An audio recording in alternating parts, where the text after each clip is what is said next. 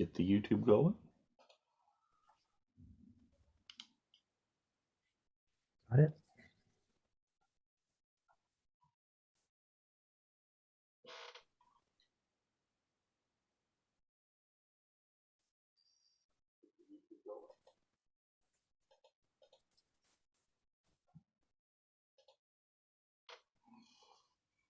Good or Okay, so we are currently live on the both platforms.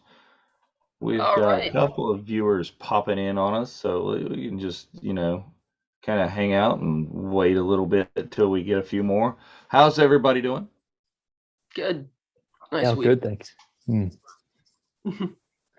Excited about this week's celebration announcement, have we been? Celebration announcements. Not to say one outshadows the other, but Kind of.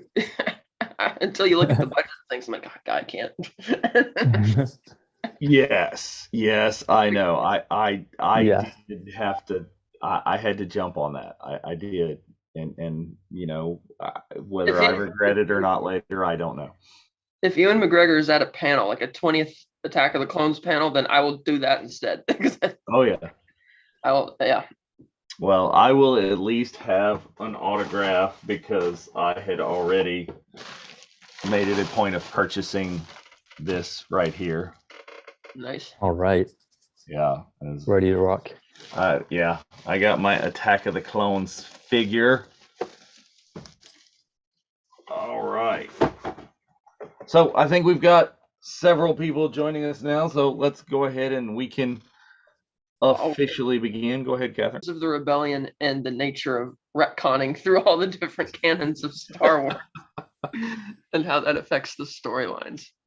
Yes, and of course, stay tuned for the end of our show because we are going to have a very special announcement about Boonta Eve, our third annual event on May the 25th, an evening before celebration. I'm going to have a major announcement of that, and it's an announcement for the Alderaan Idol karaoke event that happens there. So please stay tuned. So I say to begin talking about the factions of the rebellion is let's start with the original trilogy. Me personally, when I watched the original trilogy, I did not have a sense of there's not one group. Is yes, I know George beats you over the head, but I was a kid. It says the Rebel Alliance. It says it in the verbiage right there. But I just see a bunch of people sitting around at one kind of lead, Mon Mothma, and I was just like, oh, that's what it is. Not exactly the case. I mean, looking back now, you can see that there is Mon Mothma, who is the de facto leader, I think, who is kind of in charge. But you see Bail Organa, you see, the Mon Calamari, you see all these different groups kind of sitting around the round table together. So that's what we want to go in, and then Lord knows what has happened since then, like you were talking in the retconning and the going back and the this and that. But let's talk about the factions in the OT. Who's got something to go with? Well, as far as being an alliance, it's like, okay, so that tells us by definition there's going to be multiple factions there, but they didn't really dive into it. They kind of presented it as if it was just one unified front, that they don't do a deep, like when the characters through that trilogy are going to different planets, we don't really meet the different factions throughout that trilogy at all. And frankly, for a movie, a series that is about a rebellion trying to fight this vicious empire, almost the entirety of that trilogy doesn't even take place in Imperial space, where you would see the rebellion being very active. It's all on the outskirts, and Alderaan and Coruscant in the brief montage and the special edition of Return of the Jedi are the only two Imperial planets that you get to see. Oh, then Naboo, and they threw that in there as well. So it's like, as a kid growing up, it's like, oh, cool, it's the Rebel Alliance. You see that symbol there that we have on that picture there, the that everybody knows and recognizes. And okay, it's a great organization. It's like this military thing, but you don't really think about the fact that it's actually a much more fractured type existence, which they allude to a bit in The Last Jedi with the whole idea of, you have to get all your stuff on the black market to supply this because it's not, it's not this big formal organization. And of course, they do more dives into that in, Rebels and all the other shows. Yeah, that's a really good point with the flash forward to The Last Jedi. I didn't think of that. It's the sequel trilogy does give a little more kind of color and spice to the different parts of what makes up a war, or makes up a war effort to kind of liberate things. But just going back to the OT, absolutely right. Yeah, Catherine, it's just a very straightforward, simple central block that we see in preparation to take down the Death Star. You've got General Dodonna giving the very discreet mission. It's all pretty straightforward. And essentially, this is the mission. These are our hero characters, and the focus very much in the story is on them, on our central trio of Han, Luke, and Leia, and how they fit into the wider battle isn't really explicitly shown on screen too much, apart from in the actual action set pieces that we all know and love.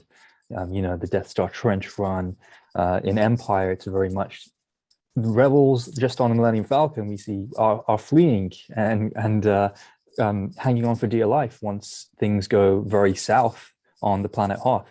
At least there we see a more kind of physical representation of resistance with Echo Base, and how there is some kind of strategy where the Empire and I think General Veers advancing the AT-AT walkers and having this kind of deliberate way of closing in physically on rebel high command. But it's pretty straightforward and simple in terms of a central block of rebels, of which our main heroes are a part. And I guess through the original trilogy, they take on more significant roles. But then again, I say that and I'm almost thinking of a contradiction straight away. I mean, Luke was the cause of the original Death Star blowing up. So yeah, you could also argue from the very beginning, they've been in the center of the original Rebel Alliance that we saw. But as we go on and have more stories in the Legends and of course in the canon stuff, with the Clone Wars and Rebels, we see a lot more nuance and a lot more individual factions that may not always have the same method of going about with their intention for liberation, but have the overarching similar goal, which is to resist and defeat the Empire. But yeah, we get a lot more seasoning later on in Star Wars stories. Yeah, I mean, we get kind of a more impression of the militaristic and military divisions. Is there's the squadron, there's the red leader, gold leader, you get that kind of thing. Our central heroes, really, in Star Wars, only one of them is even a member of the Rebel Alliance. It's only Leia. Han is definitely the smuggler, Luke is the outsider, so no one really kind of a part of that. You start to see the different squadrons, and you start to see, General Solo and General Calrissian named by the time Jedi rolls around. But it's not so much. You don't see as much of the factions as we will in Rebels, and like Catherine mentioned, I didn't even have on my list here the sequel trilogy, which our photo comes from. How do we identify the different Rebel factions? Oh, our cool little secret decoder ring. But it does get very, very more specific as we go along. It sort of also represents an ideology, because not only do we have that image there of the Rebel ring, but it's obviously drawn upon our own logo, which is the old Jedi emblem, which is what the inspiration for the Rebel logo is. Mm-hmm. And so that's why that means something to people in the galaxy. And so it's like, oh, we see that. And even though the Rebel Alliance is not called that anymore in Last Jedi. It's like the Resistance, because they're basically, the Rebel Alliance is basically disbanded after the Empire was dissolved, and so they had to start over again and bring back whoever was willing to come back and join the ranks. And so they're gonna still use the same iconography because they know, hey, this will mean something to people. They'll know that this is, as we saw with the kids on Canto Bight, they see that ring and they're just wow, but then you go back on the other end of the spectrum, back in the timeline of the Han Solo movie, and the Rebel Alliance isn't really a thing yet. Everything is still very fractured. Nobody has come up with this emblem yet. I don't believe they ever even addressed who came up with the emblem. That would be really cool if they had done that. But it's interesting because we see different degrees of rebels. Like you have, Saw Gerrera, who's considered a terrorist by and large by most of the other Rebel Alliance members. You have Enfys Nest, who more like a pirate rather than a terrorist.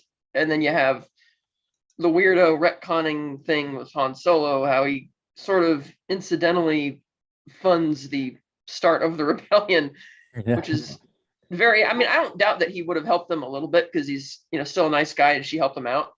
But to give like 99.99% of the treasure basically to them, it's like, no, you would want, I get that you are obsessed with the Millennium Falcon and want that back, but you've been chasing money and this is what it's about. And which is why I suspected that there's got to be another story with him to tell between Solo and A New Hope to explain how he regresses as a person to go back to being such a greedy, selfish guy, unless it's all machismo and he doesn't want people to know that he actually does care. Because he does come back. I always interpreted Han coming back at the end of A New Hope as him coming back for Leia. That's why he came back. He wanted to save Leia because he's got the hots for Leia. Like he tells Luke, what do you think, kid? Think a princess and a guy like me? No. But so maybe that's the reason or not. But I like that even with the even though the deleted scenes from Revenge of the Sith, where they're alluding to the origins of the rebellion, that Padme and Bail Organa are starting to set up something there. But it's still, they're alluding much more in the Rebels TV series that this is not an alliance yet. It's very much like, let's see which factions we could bring in and how we're in. They're still kind of squabbling with each other because they're arguing over their own philosophies of how to approach the problem. And then you have, of course, like the video games, like Rogue Squadron, and you get to meet the different factions through there, and you get to meet the defectors, and understand the inner workings of how that plays out. So that's really cool.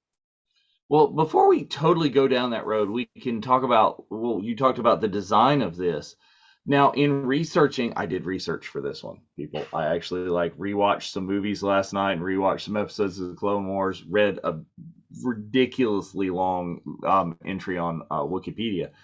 But in my take, this Phoenix logo of the rebellion, one of the very, very earliest factions of the rebellion would have been the Phoenix Squadron. Is this the Phoenix bird that Sabine Wren created in her graffiti? Is that our first major retcon, is that the rebellion logo is inspired by Sabine, a character who hadn't even been thought of before Rebels? But while we're still talking about the OT, George Lucas has been, the evil empire. We've talked about it before, very based on the goose-stepping, lockstep organization of the Third Reich. Okay, he said in an interview with James Cameron that a large section of his inspiration for the rebellion, the Rebel Alliance, is the Viet Cong. It's the late 70s. That's your politics and your culture intruding on movies and TVs. So what do we think about that? Is the makers said it's true, but it is and it isn't, because on the one hand there's the whole death of the author thing, and then there's the fact that George changes his mind a lot. Like you just mentioned, that he based the stormtroopers on the Nazi stormtroopers and the whole the big dictator speeches and all that on Nazism. But then he changes his mind and says that the Rebel Alliance, like you said, it's the Viet Cong, and that Richard Nixon is Emperor Palpatine, and that the Empire is the United States of Vietnam. It's like, okay, you're going a bit too hippie land here. So it's like, it's getting a bit like those are two completely different things, Nazism and the bootstrapping. So, people will always change their mind, say things over the years, and Yeah, it's a case of it's the original author saying it. That's his view, but is he just adding a little more depth and nuance because he has the opportunity to give it more of a I guess a presence again in interviews and in interactions where probably going forward he was had a prequel trilogy lined up. He had the sequel trilogy of some sort. He had more stories to tell in this universe, so maybe he thought, you know what, that simple Saturday morning serial Flash Gordon style adventure series that I started off with needs a little bit more complexity, needs a little more shades of gray. Let me take one horror from the early mid 20th century and combine it with another war and spice it up a little bit to give people things to talk about, and here we are talking about it in a way. So to that end, he succeeded in, if we're allowed to just forgive him with his revisionism and say, like post hoc, he's expanding the universe, and that allowed many more creative types to join his universe in the expanded universe and legends, and then now the wider Star Wars stories, the canon. And so if he kept it as straightforward, Third Reich Empire and the Allies being the Rebel Alliance, that obviously is pretty easy to pick out. It's really on the nose, but there wouldn't have been maybe an opportunity for other people to bring in their interpretations and widen the scope of Star Wars to actually be Wars of the Stars and not just, a plucky little band trying to take down, the big corporate and mechanistic machine that is the gears behind, empires and so on. So yeah. So you're saying maybe the very first retcon in Star Wars is George retconning himself, is what he has said and what he said he was thinking. Is George isn't just retconning the story in the movie; he'll just retcon what he himself actually says he's thinking. Well, like when he says that, I had it all planned from the beginning, but then you listen to the audio commentaries and the original notes, it's like, no, you didn't. That would not surprise me. All right, well, we said we were going to do the OT, and then we're going to go back and we're going to kind of try and let's go back to the beginning. The beginning of the rebellion is what? Is 5, 6 BBY, somewhere in that neighborhood. I go back even further. It started with Padme founded the rebellion, and she first started that type of rebellious attitude in 32 BBY with Phantom Menace. She just starts that. Once she sees that the system isn't working and it's broken, she's like, you know what? I've got a duty to uphold, and I'm going to do it. And that carries over into Episode 3 when she's like, okay, I can see that the Palpatine is way too corrupt. He's not released his power. We're going to start this up again, which is why I wish those scenes were still in the movie. Absolutely, yeah. But enough people are aware of those scenes that it's kind of canon anyway, whether they're there or not. So I would say that the genesis of that idea starts with the true founder, which was her. And then we see Bail Organa when we meet him we met him in Episode 2, but when he really gets going in Episode 3, sticking his neck out for Yoda and Obi-Wan. And it's like, in a sense, they're already deciding that we are going to do something about this. Granted, it doesn't make sense from a standpoint and logic that we're going to wait for these infants to grow up and hope that does something and we'll just lay low for 20 years. I mean, that's more of a fairy tale type thing, but that's still, they had a plan. Nevertheless, that is their plan at this point, that we are going to depend on them. We're going to fight back. And so that's kind of where it starts, like the genesis of that idea. And then it springboards in the, between the two trilogies.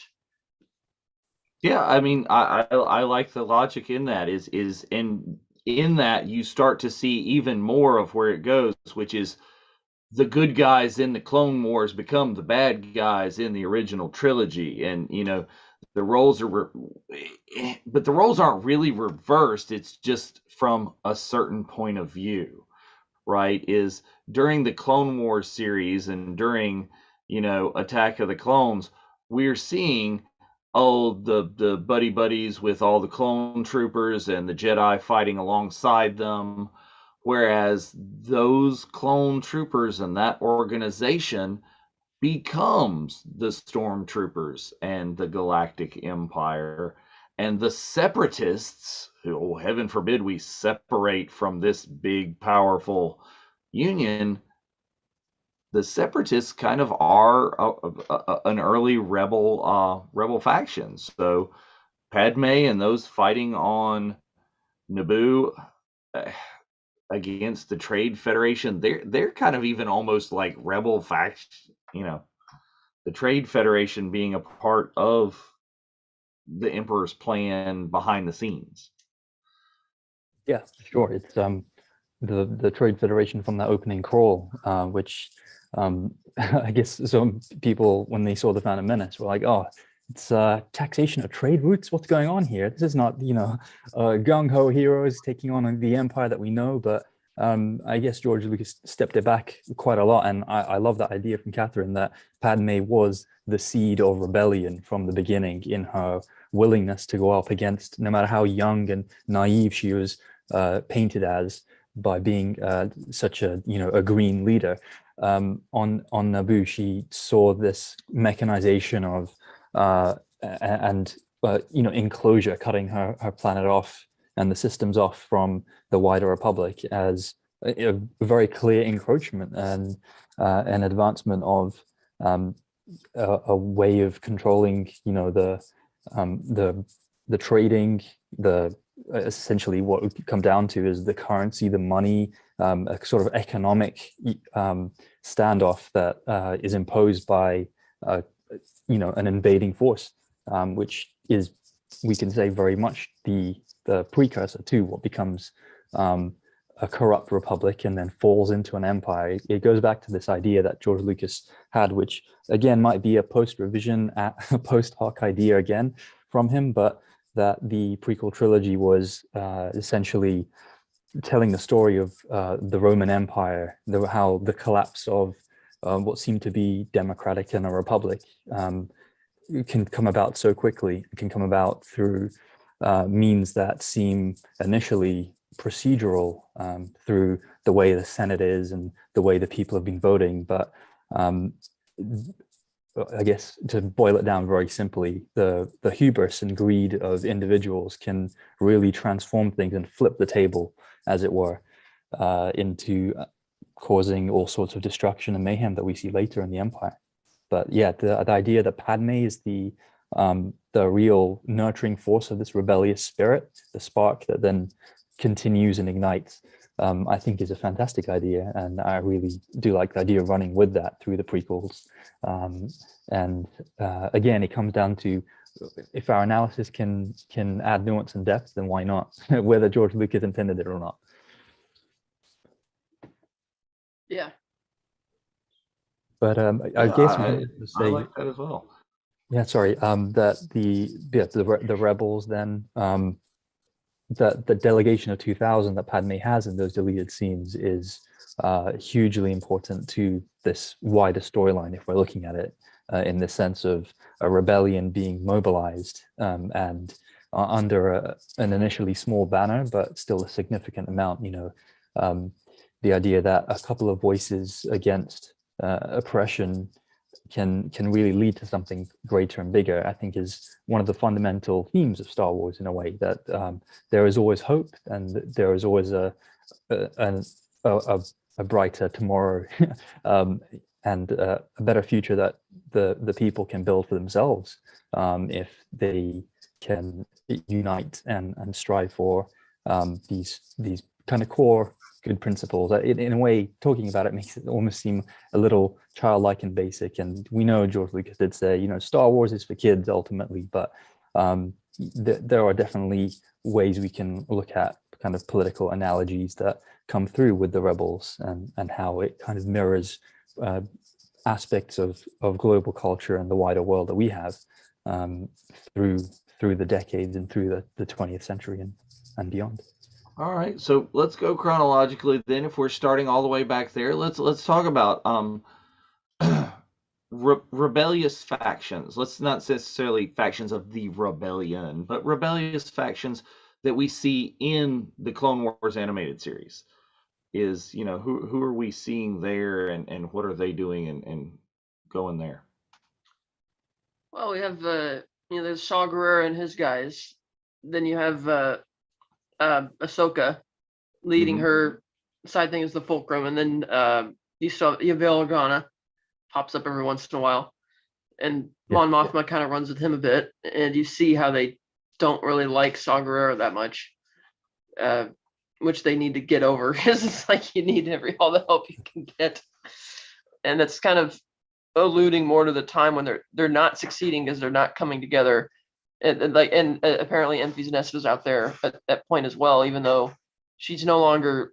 I mean, it's implied that once she gets all the money from Han, that she's the one who's going to found the main foundation of what will be the Rebel Alliance, but you never see her again. So I don't know, maybe she hands over the money and becomes a field agent or something. But that's another faction of it, and it's more like, again, the spreading of the idea of rebellion rather than a unified front yet. Right, is little bits in pieces here and there. And here's another one of the kind of things that we're talking about as a retcon, because again, we got season 7 of Clone Wars, which takes place during the Clone Wars. We got that after we'd already seen the majority of Star Wars Rebels, where all of this is really hits the bricks, as they say, and it takes up the different factions. So then we get season 7 and we see how Ahsoka, once she's done with the Jedi Order, how she's kind of literally going underground in Coruscant to the lower levels, and still fighting against the larger organizations, fighting the spice trade and the Pikes, and fighting these corrupt organizations. Yeah, we see Saw Gerrera. Saw Gerrera in the animated series telling his story is way more important and leads to the very, very brief. I wish we had gotten so much more Saw Gerrera in Rogue One. Is the buildup of that character in the animated stuff fantastic. And don't get me wrong, love Forrest Whitaker, loved the performance and the culmination of him there, but we needed to see. Yeah, that was a really bad way to treat that character in that movie, that he just stands there and he's tired of running. I'm like, dude, that's not in your DNA, man. That's not remotely who you are. And it's like, it's one thing if he physically can't outrun it, which I take it he can't, but yeah, the fact that he's just kind of, even his personality seems like he's changed a bit in that too. He's become much more mental than he was in the earlier Rebels episodes, because he was he had his eyes on the prize in those earlier factions, knew what he was doing, and in here he just seems very confused and lost. But and I don't know, maybe that influenced his decision to just kind of give up. But I thought, man, you've been building, like you said, they built that character up so much, and then the final version of him is not. It felt so out of character in a way. I think a lot of things that we see, and it happens in the Disney Plus series, this is a lot of the complaints that we've seen so far about, like, Book of Boba Fett and Boba Fett's appearances, is that we've had the time to build them up in the old EU. We've had the time to build them up in the animated series, and then just what the story you can tell in the limited amount of 2-hour movies that we get. Yeah, the movies are I love them, but they're not the entire picture and what makes us. Yeah, even though it's a shorter runtime, you could still portray the character, more on point. But because I wasn't really sure why they brought that character into that movie just to kill him that quickly, and it's like, okay, it's like it seemed like they were going somewhere with him, and maybe there was going to be some type of collision or understanding with the rest of the rebels, but then there's not, and it's like, okay. Yeah, well, I mean, let's talk about bringing people in. We're going with the flow of the natural conversation. They brought everybody into that movie just to kill them. It's like, okay, we've got Cassian Andor and Jyn Erso, and they're, Cassian presumably in Andor will have his faction of rebellions, because he says, I've been in this fight since I was 6 years old. So presumably we'll get another. Go ahead. Those characters didn't exist before this movie, though. Yes, that is true. They did not, but we'll get more of Cassian in Andor. There are many stories, perhaps, if Andor goes well, we'll get stories of a young Jyn Erso, which would get us more Saw Gerrera, since she was in his faction, his cadre. So that is the greatest thing in my mind about how Star Wars is laid out, is there are so many more stories that can be told, and whether we get those stories in live action, or whether we get them as an animated series, or whether we just get these as a comic book or a graphic novel somewhere down the line, and there may be, is I don't read enough of that stuff that's out there. I hear a little bit from our friends over on the Guardians of the Will over on our other Sunday show, the Jedi Archives, is I hear enough about that from those friends that I kind of got a concept. But there is so much more supplemental material.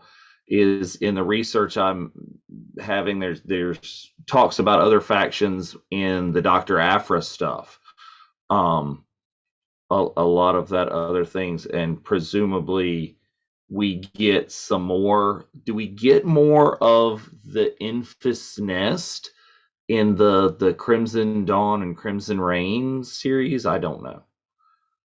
Either of you? Yeah. What's the Crimson Reign? So Crimson Reign is a storyline of things going right there in comic book series. So we might have to one day do like a super crossover Sunday episode where those guys over there can fill us in on all the junk that we don't know in our topics. So yeah, if Bryce, Mike, Lakota, if you're listening, John, we need a thing. Is that storyline from pre-episode 4, like around time of Rebels, or? I don't know. I got that issue when I heard that Corey was that you could get a signature from Black Chrysanthemum at Celebration. It's like, ooh, here's what I need to get some sign. Oh yeah, it's Kerry Jones, right? So Spencer's been reading Crimson Reign, and he says it is amazing. You'll have to fill us in some more on what that is. Commented in the chat. Do we get more? Oh well, good. Spencer's watching. He heard our plan for the super crossover event. We got. That's right. Make that happen. We're gonna make it happen, Spencer. We can do a thing. But yeah, let's get back to some more of stuff that we know. So the master has the creator, he's given the thing. Okay, so it's after Empires when Crimson Reign is, so it's not necessarily when I was thinking it would be. So George has given the reins to Dave Filoni. Okay, Filoni creates Star Wars Rebels in what is currently the canon, but that changes from moment to moment.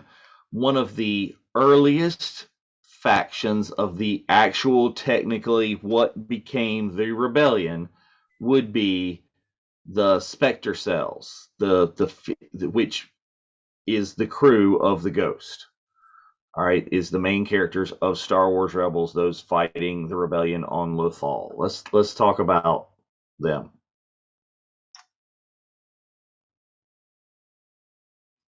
Yeah, so it's again, it's almost like they're revisiting some of the themes from the original trilogy that were really enjoyed. The small plucky band that really gets together, and I kind of say that in referring to Han, Luke, Leia, 3PO, R2, Chewie, but we don't see so much of them going on their adventures in the Falcon, just given the limitations of the feature film format, and there's a lot more to pack in there. So Rebels was a really nice excursion, almost like a thought experiment to how fun it could be to have taken some of the characteristics that we loved in the original trilogy and some of the characters, and then just relayered them and shared them up a little bit amongst a new crew, and run with that as a feature element in what becomes the wider alliance. And I think being able to tell those sort of character stories that come together over the seasons of Rebels was a really neat way of giving a lot more depth to what the struggle would be against the Empire. Starting on Lothal, they do eventually come full circle, but there's huge elements in the way they run with aspects of the Empire. You get like moments with Ezra working among the Imperial cadets, and you see there's some kind of kickback even within the juvenile ranks of the Empire, and those sorts of details, bringing in all kind of demographics and elements that the Empire is made up of, and seeing that it's not all about one gigantic imperialistic force. That the constituents of love, there's a lot of disaffection within their ranks, and seeing that develop, and elements of Phoenix Squadron then become this wider Phoenix cell, and having the crew of the Ghost as a center point to that, is a really more colorful way of exploring the aspects of rebellion.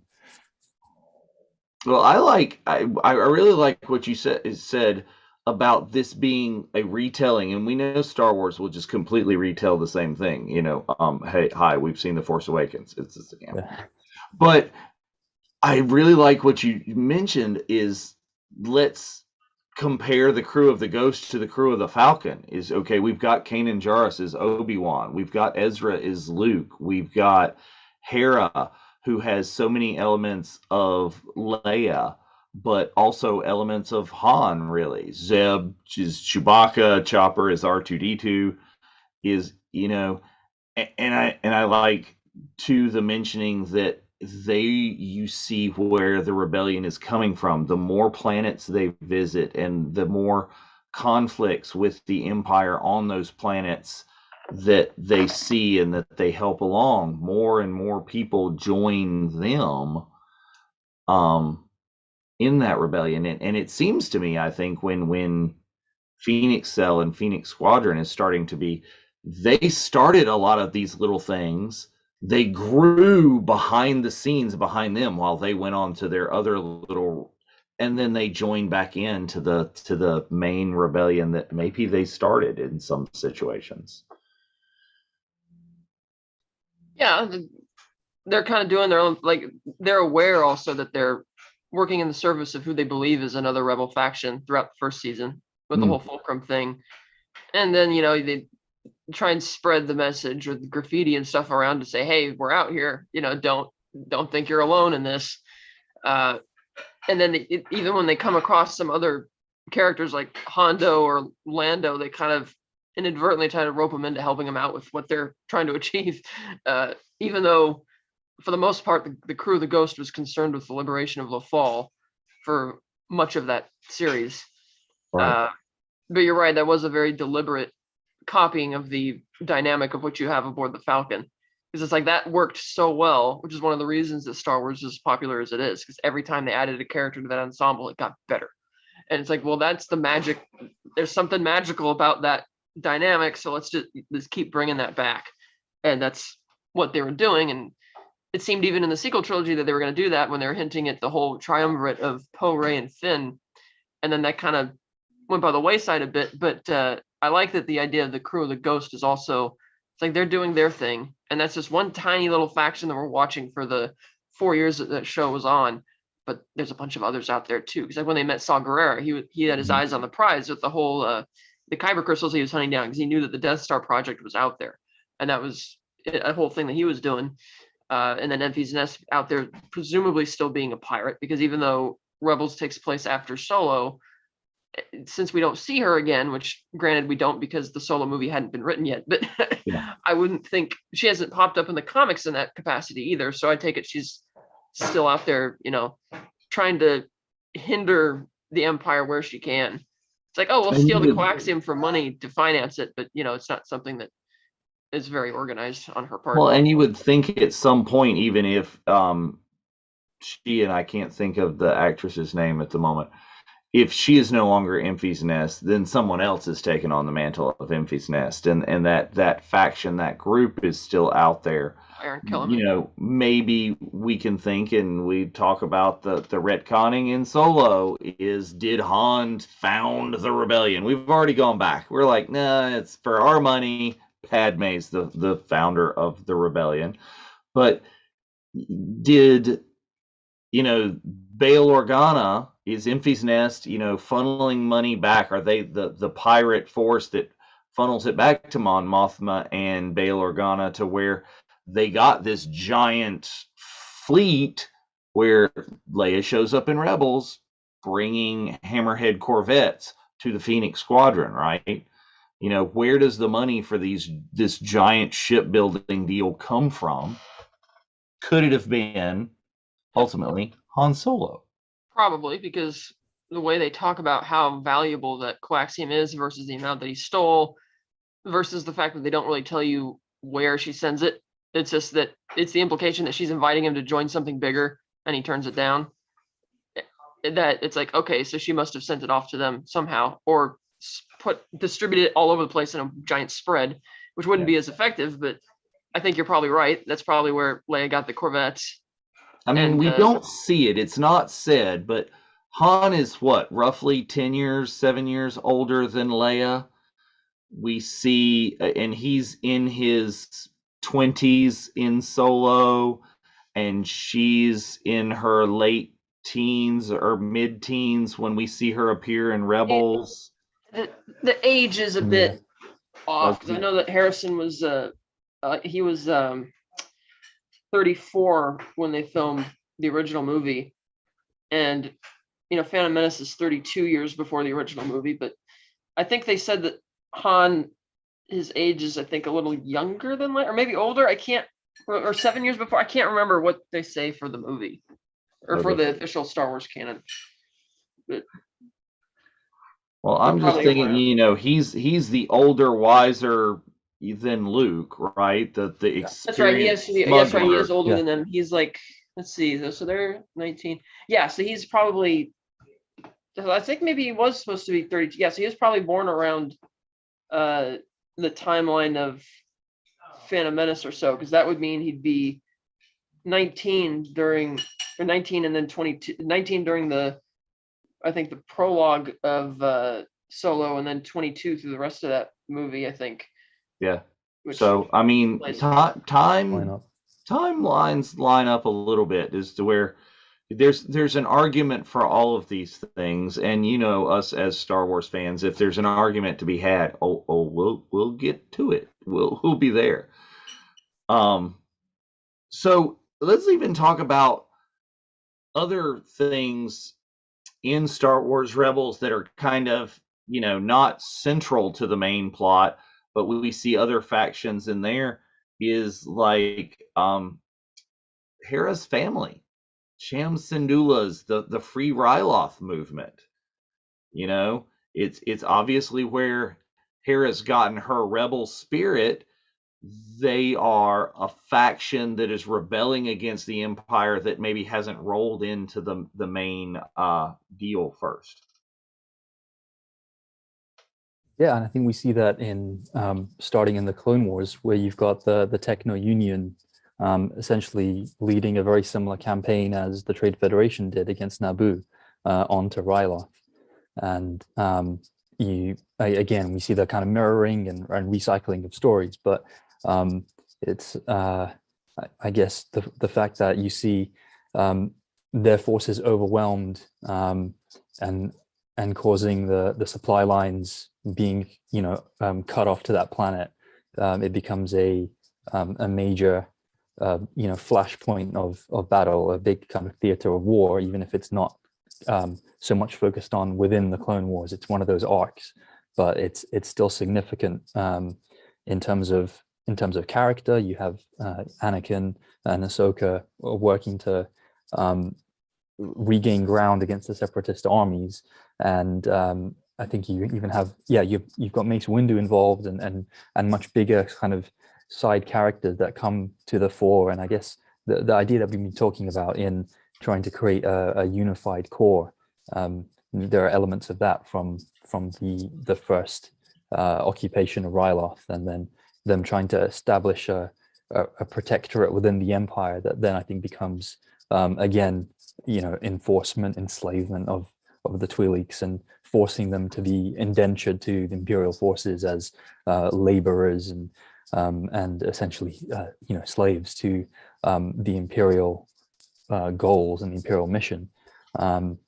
And there's I think one of the new Star Wars canon, one of the very first novels to come out of the Star Wars story in the new canon was Lords of the Sith, where I know the essential elements of the story without having gone into it myself. So that's where Cham Syndulla was behind an assassination attempt against Vader and the Emperor, and was successful in downing one of the larger class Imperial destroyers, and had Vader and Palpatine very much at a low point. And that's a major element again of the wider stories that really go into seeing how banding together and seeing different elements of the Rebel Alliance, they're able to, with some sort of unity and some strategy, actually really make not just dents peckering on the surface like those blasters of the X-Wings on the Death Star, but really going deep into the heart of the Empire and spreading this idea of hope to the more individual groups and splinter forces that we see, and that's very much carried forward with Hera becoming the kind of Phoenix commander. And I think what Spencer is really fond of saying is that we will never, with all of these stories that can be told, we will never go through the dark times again where there's not Star Wars content out there. If someone wants to create it, they'll be able to create it. And there's all these splinter stories and these groups that you can go off of. Presumably in Ahsoka, we'll get some stories of what has happened to hopefully Ezra, and maybe they'll bring in and make mention of the rest of the crew of the Ghost as a part of the Ahsoka show, and you'll see those stories. In Andor, we're going to see the other direction is not what happens after what has happened with Andor, maybe obviously before, because there is no after for Cassian Andor.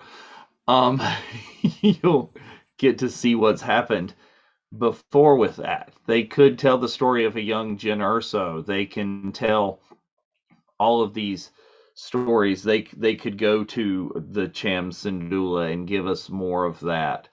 We can see different things in that time period in the next season of Bad Batch. We've got things going at these different time periods.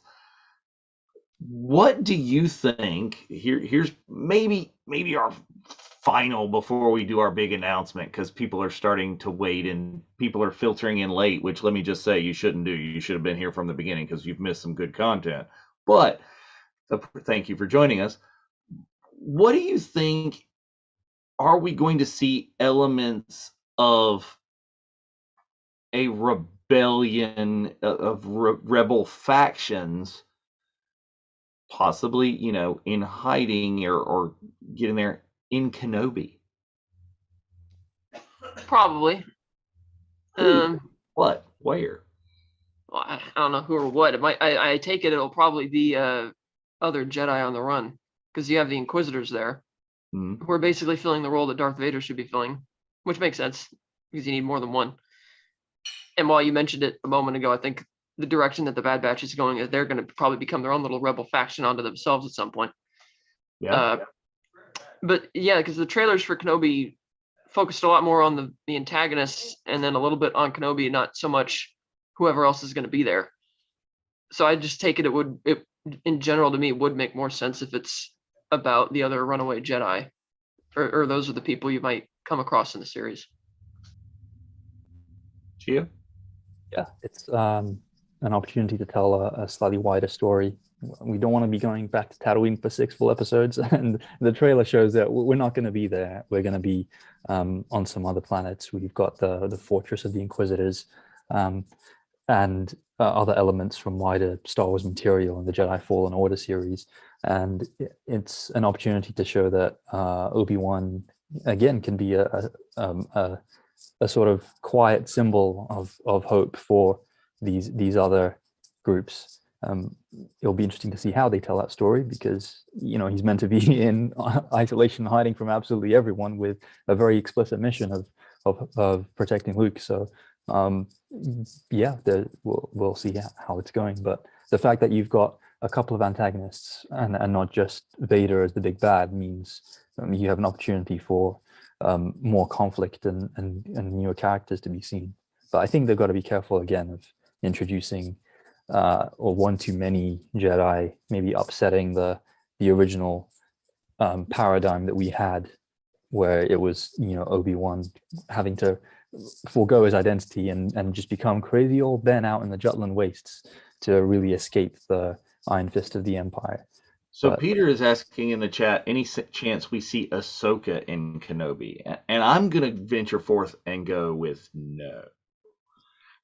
I'm pretty sure the Ahsoka novel is canon.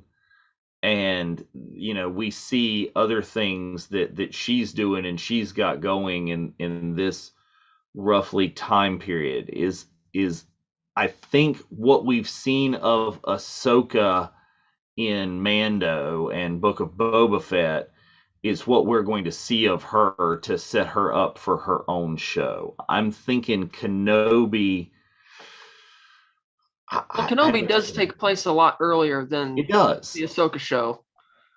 Though I do take it that because Leia insisted that Obi-Wan was her only hope, and Leia had to have known of Ahsoka, of course. I mean, with Ahsoka being in there, she had to have known about that. So I guess Ahsoka was busy doing something, which is why Leia had sought Obi-Wan's assistance in the original film instead.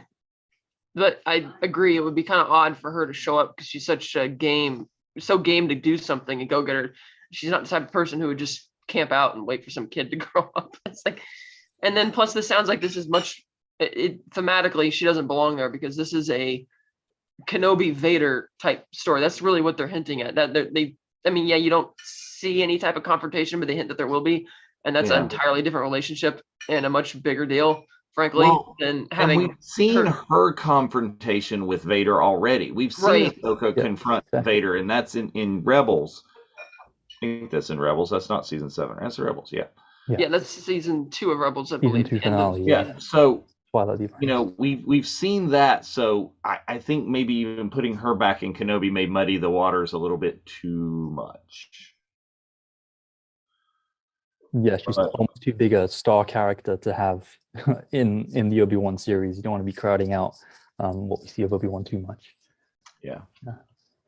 So before we get to our big announcement, I think we've discussed a lot. If you want to hear more about these Rebel factions and you want to hear more about Star Wars Rebels in particular, several of you in the chat have been mentioning that, we've got a new series coming up after Celebration, which is going to be Rebels Revisited. Okay. Mark Von Olen and Ashley are going to be discussing solely that in multiple formats, in watch-alongs, in discussions like this show, in listicles, which are a fun, like what Mark loves. So tune in to Rebels Revisited and see some more of this, and do probably a much deeper dive even into these Rebel factions, because Mark is such the researcher and both of them are so passionate and knowledgeable about Rebels specifically that you will see so much more of this there. All right.